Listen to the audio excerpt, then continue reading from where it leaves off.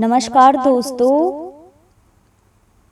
आज की कथा होने वाली है शनिवार के व्रत की विधि।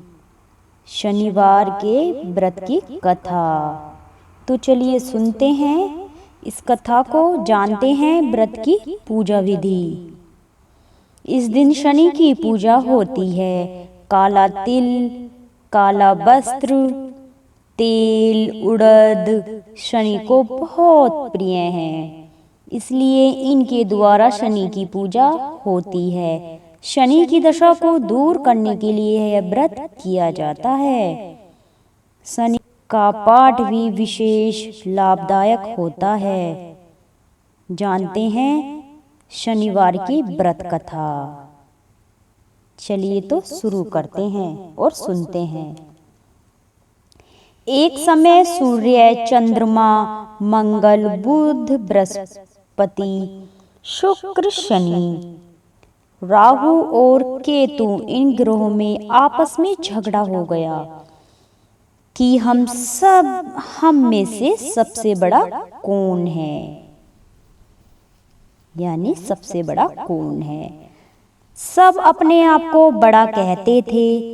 जब आपस में कोई निश्चय न हो सका तो सबके सब आपस में झगड़ते हुए इंद्र जी के पास पहुंच गए और कहने लगे कि आप सब देवताओं के राजा हो,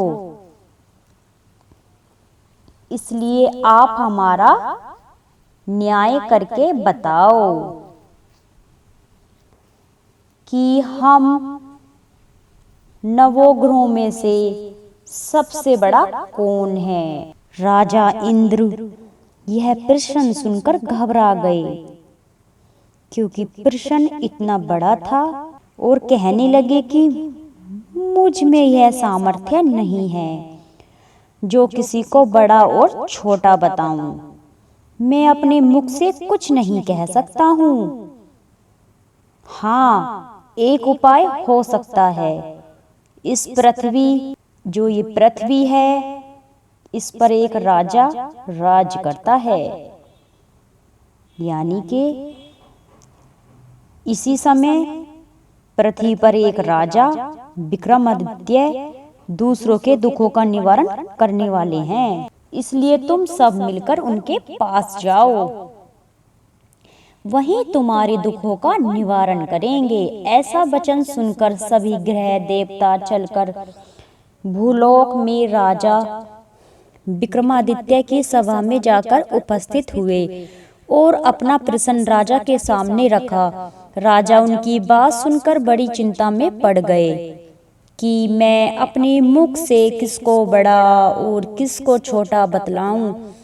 जिसको छोटा बतलाऊंगा वही क्रोध करेगा, परंतु इनका झगड़ा निपटाने के लिए एक उपाय सोचा।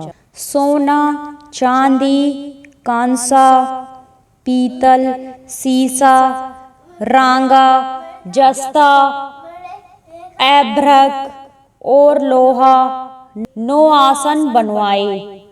सब आसनों को क्रम से, जैसे सोना पहले और लोहा सबसे पीछे बिछाए गए। इसके पश्चात राजा ने सब ग्रहों से कहा कि आप सब अपने अपने आसनों पर बैठिए। जिसका आसन सबसे आगे वह सबसे बड़ा होगा, जिसका आसन सबसे पीछे वह सबसे छोटा।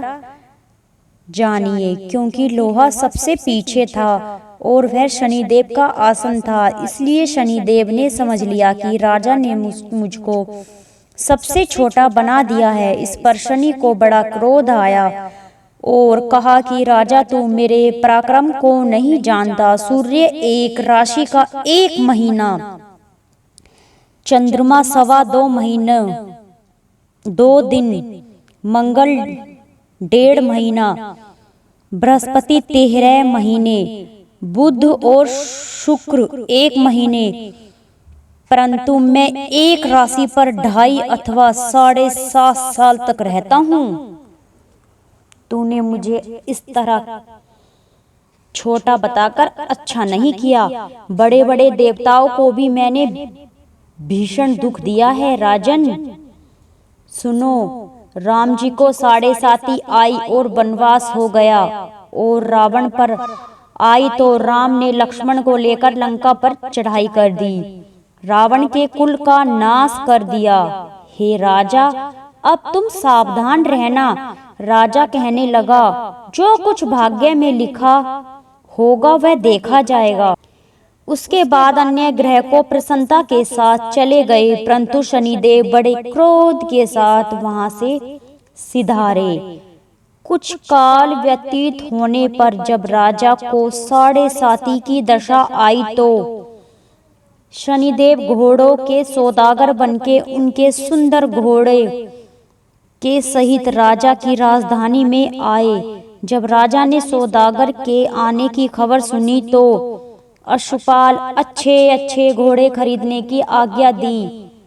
अश्वपाल ऐसी अच्छी नस्ल के घोड़े देखकर और उनका मूल्य सुनकर चकित हो गया, परंतु तुरंत ही राजा को खबर दी। राजा उन घोड़ों को देखकर एक अच्छा सा घोड़ा चुनकर सवारी के लिए चढ़ा।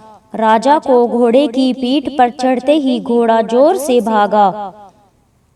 घोड़ा बहुत दूर एक बड़े जंगल में जाकर राजा को छोड़कर अंतर्ध्यान हो गया। इसके बाद राजा अकेला जंगल में भटकता रहा। बहुत देर पश्चात राजा ने भूख और प्यास से दुखी होकर भटकते भटकते एक ग्वाले को देखा। ग्वाले ने राजा को प्यास से व्याकुल देखकर पानी पिलाया। राजा की उंगली में एक अंगूठी थी, उसने निकालकर प्रसन्नता के साथ ग्वाले को दे दी और शहर की ओर चल दिया। राजा शहर में पहुंचकर एक सेठ की दुकान पर जाकर बैठ गया और अपने आप को उज्जैन का रहने वाला अपना नाम बीका बतलाया। सेठ ने उसको एक कुलीन मनुष्य समझकर जल आदि पिलाया। भाग्यवश उस दिन सेठ की दुकान पर बिक्री बहुत अधिक हुई और तब सेठ ने उसको भाग्यवान पुरुष समझकर भोजन कराने के लिए अपने साथ ले गया। भोजन करते समय राजा ने आश्चर्य की बात देखी कि खूंटी पर हार लटक रहा है और खूंटी उस हार को निगल रही है। यह देखने में बहुत ज्यादा आश्चर्य लग रहा था। भोजन के पश्चात कमरे में आने पर जब सेठ को कमरे में हार न मिला तो सबने यही निश्चय किया कि सिवाय बीका के और कोई इस कमरे में नहीं था, अतः अवश्य ही उसी ने हार चोरी किया है। परंतु बीका ने हार लेने से मना कर दिया कि हार मेरे पास नहीं है। इस पर 5-7 आदमी इकट्ठे होकर उसको फौजदार के पास ले गए। फौजदार ने उसको राजा के सामने उपस्थित कर दिया और कहा कि ये आदमी तो भला प्रतीत होता है, चोर मालूम नहीं होता, परंतु सेठ का कहना है कि इसके सिवाय और कोई घर में नहीं था, अवश्य ही इसी ने चोरी की है। फिर राजा ने आज्ञा दी कि इसके हाथ पैर काटकर चौरंगिया किया जाए। राजा की आज्ञा का तुरंत पालन किया गया और बीका के हाथ पैर काट दिए गए। इस प्रकार कुछ काल व्यतीत होने पर एक तेली उसको अपने घर ले गया और कोहलू पर उसको बिठा दिया गया।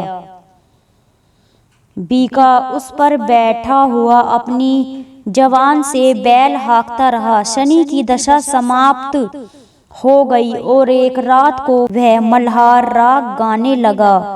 उसका गाना सुनकर उस शहर के राजा की कन्या उस राग पर मोहित हो गई और दासी को खबर लेने के लिए भेजा, शहर में कौन गा रहा है। दासी सारे शहर में फिरती फिरती क्या देखती कि तेली के घर में चौरंगिया राग गा रहा है। दासी ने महल में आकर राजकुमारी को सब वृतांत सुना दिया। बस उसी क्षण राजकुमारी ने अपने मन में यह प्रण कर लिया कि चाहे कुछ भी हो, मैंने इस चौरंगिया के साथ ही विवाह करना है। प्रातःकाल होते ही जब दासी ने राजकुमारी को जगाना चाहा तो राजकुमारी अनशन व्रत लेकर पड़ी रही। तब दासी ने रानी के पास जाकर राजकुमारी के न उठने का वृतांत कहा। रानी ने तुरंत ही वहां पर आकर राजकुमारी को जगाया और उसके दुख का कारण पूछा कि तुम। राजकुमारी ने कहा कि माताजी, मैंने यह प्रण कर लिया है कि तेली के घर में जो चौरंगिया है उसी के साथ विवाह करूंगी। माता ने कहा, पगली, यह क्या बात कर रही है? तुझको किसी देश के राजा के साथ विवाह कराया जाएगा, यानी कि परिणय कराया जाएगा। कन्या कहने लगी, माताजी, मैं अपना प्रण कभी नहीं तोड़ूंगी। माता ने चिंतित होकर यह बात राजा को बताई। जब महाराज ने भी आकर यह समझाया कि मैं अभी देश देशांतर में अपने दूत भेजकर सुयोग्य, रूपवान तथा बड़े से बड़ा गुणी राजकुमार के साथ तुम्हारा विवाह करूंगा, ऐसी बात तुमको कभी नहीं विचारनी चाहिए। कन्या ने कहा, पिताजी, मैं अपने प्राण त्याग दूंगी, परंतु दूसरे से विवाह नहीं करूंगी।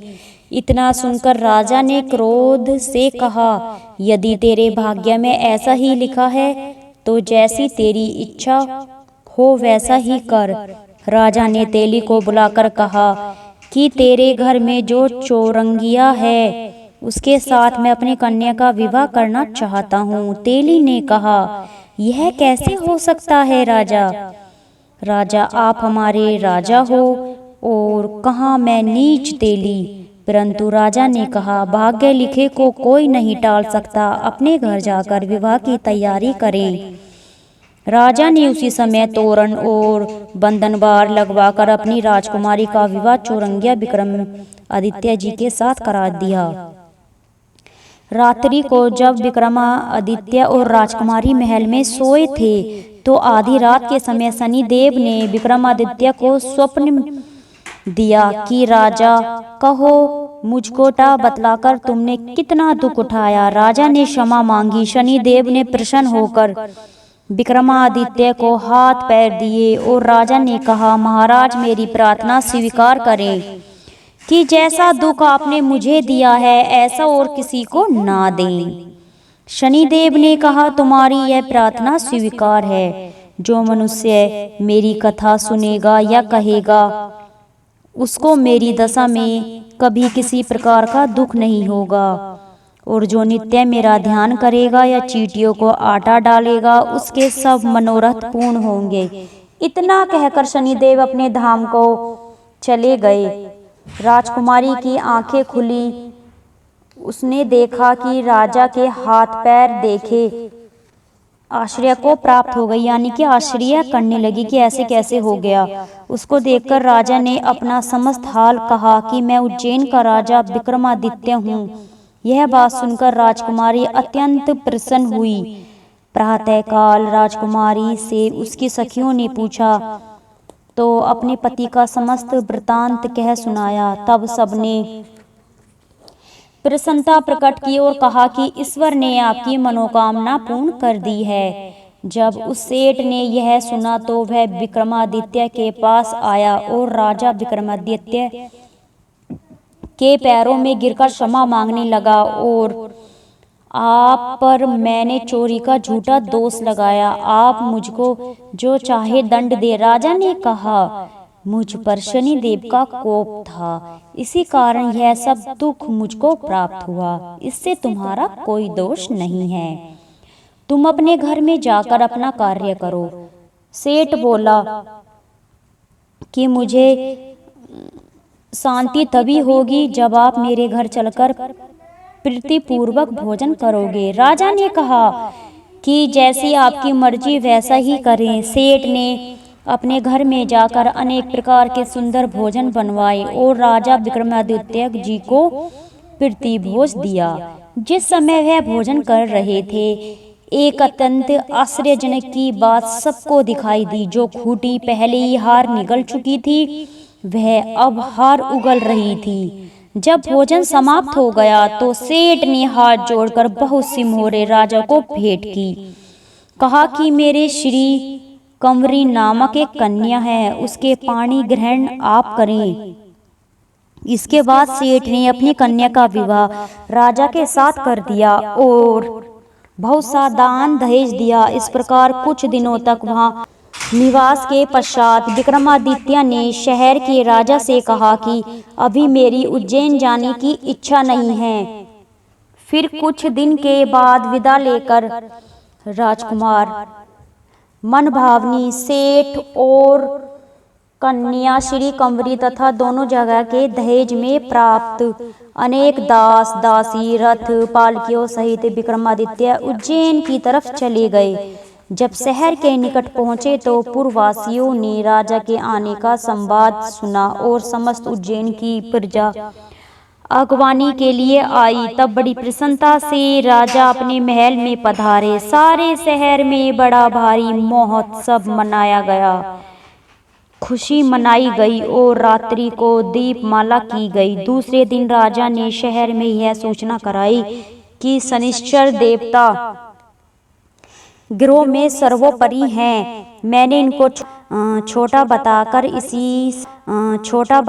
इसी से मुझको यह दुख प्राप्त हुआ है। इस कारण सारे शहर में सदा शनिश्चर की पूजा और कथा होने लगी। पढ़ता या सुनता है उसको शनिदेव की कृपा प्राप्त होती है। राजा ने अपनी प्रजा के प्रकार के सुख भोगती रही, क्योंकि सब शनिदेव के व्रत करते रहे। शनिदेव की कृपा से सबके दुख दूर हो जाते हैं। शनिवार की कथा को व्रत के दिन अवश्य पढ़ना चाहिए। ओम शांति, ओम शांति, ओम। आपको शनिदेव जी की कथा अच्छी लगी है तो चैनल को सब्सक्राइब कीजिएगा, लाइक कीजिएगा और शेयर कीजिएगा। शनिदेव जी की आरती। जय जय जय श्री शनिदेव, भक्तन हितकारी, सूर्य के पुत्र प्रभु छाया में तारी, प्रभु छाया में तारी।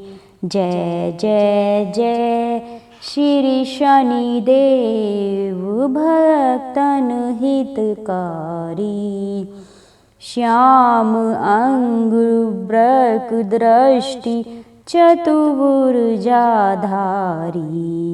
चतुर्भुजाधारी, नीलांबर धार नाथ, गज की असवारी, गज की असवारी।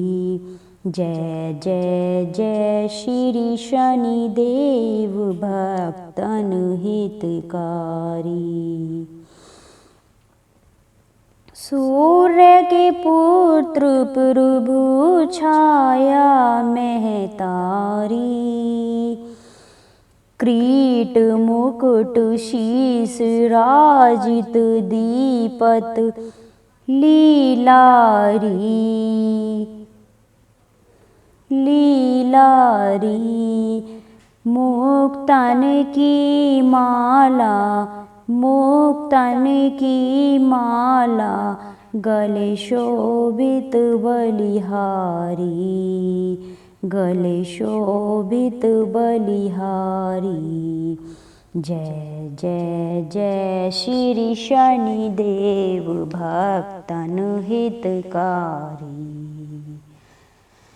मोदक मिष्टान पान चढ़त चढ़त सुपारी, लोहा तिल तेल उड़द महिषी अति प्यारी, लोहा तिल तेल उड़द महिषी अति प्यारी। जय जय जय श्री शनिदेव, भक्तन हितकारी, देव दनुज ऋषि मुनि सुमिरत नर नारी, देव दनुज ऋषि मुनि सुमिरत नर नारी। विश्वनाथ धरत ध्यान शरण तुम्हारी, विश्वनाथ धरत ध्यान शरण है तुम्हारी। जय जय जय श्री शनिदेव भक्तन हितकारी, सूर्य के पुत्र प्रभु छाया महतारी, छाया महतारी। जय श्री शनिदेव, जय श्री शनिदेव। भक्तों, आपको शनिदेव की आरती अच्छी लगी है, आपको पसंद आई है तो इसी तरह से आरती, नई नई कथाएं, नई नई वीडियो देखने के लिए चैनल को सब्सक्राइब कीजिए, लाइक कीजिए एंड शेयर कीजिए। मिलते हैं एक और जानकारी के साथ, तब तक के लिए धन्यवाद।